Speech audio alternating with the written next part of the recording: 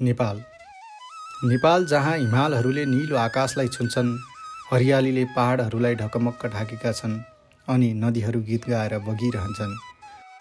नमस्कार, तपाईहरू सम्पूर्णलाई आजको यस भिडियो श्रृङ्खलामा हार्दिक स्वागत छ। आज हामी पोखरा सहर जहाँ फेवातालको शान्त जलमा हिमालहरूको प्रतिबिम्ब देखिन्छ, यही स्वर्गीय भूमिभित्र रहेको पोखरा महानगरपालिका वडा नम्बर 22मा अग्लो पहाडको शिरमा अवस्थित रहेको पुम्दीकोट, जहाँ भगवान शिवको विशाल स्वरूपको दर्शन गर्नेछौँ।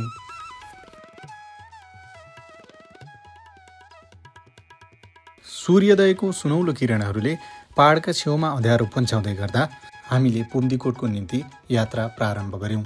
चिसो हावामा बगिरहेको भावभित्रको सङ्गीतले बेग्लै उत्साह जगायो अनि प्रकृतिको हरियालीले हामीलाई आवाहन गरे झैँ आवाज भयो।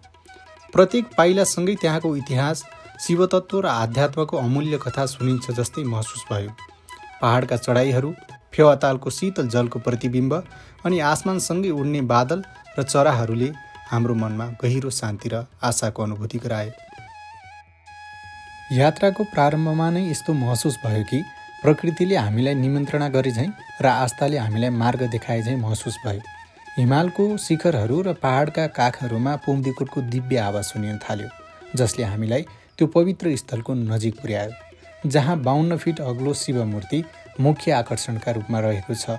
यस महादेवको विशाल मूर्तिले धार्मिक पर्यटकको गन्तव्य स्थलका रूपमा विशिष्ट पहिचान बनाएको छ। सनातन कालदेखि भूमेश्वर महादेवको मन्दिर रहेको यस स्थानमा हाल 52 फिट उचाइको सोही नामको विशाल र भव्य महादेवको मूर्ति स्थापना गरिएको रहेछ। सो कार्यका लागि 8000 वर्ग फिटको गोलाकार जगमा यो मूर्ति निर्माण भएको छ। यहाँबाट केवल शिवको विशाल स्वरूप मात्र नभई हिमाल, पहाड र तालबाराईसँग पुम्दीकोटको प्रकृति र आध्यात्मको अनुपम सङ्गम पनि देखिन्छ। यहाँको वातावरण, दृश्य र ऐतिहासिक महत्त्वले हरेक आगन्तुकलाई मन्त्रमुग्ध बनाउँछ।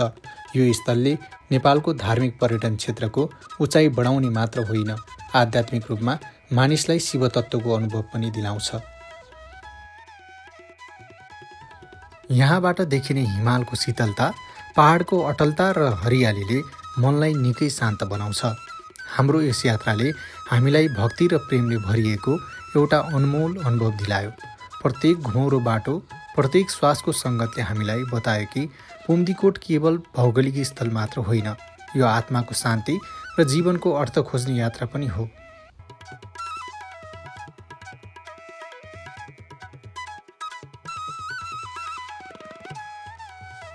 नेपाल शिव र शक्तिको देश हो, जहाँ शिव र शक्तिलाई विभिन्न रूपमा पूजा गरिन्छ।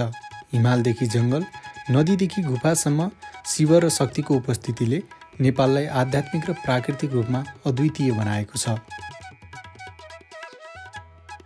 हाम्रो देश शिवको कृपाले धन्य भूमि हो। शिव शक्ति बिना सृष्टि अधुरो छ। प्रकृतिसँगको हाम्रो सन्तुलन नै वास्तविक भक्ति हो।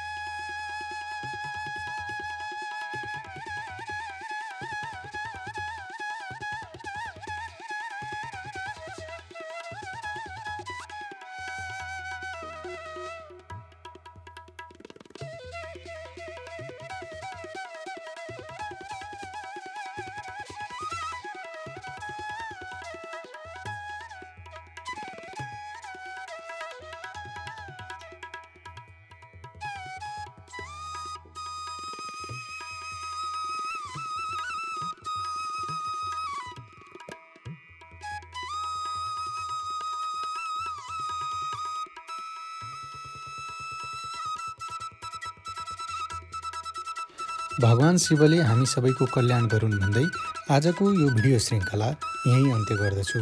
भिडियो मन परेमा लाइक, कमेन्ट, सेयर, सब्सक्राइब गर्न नभुल्नुहोला। धन्यवाद।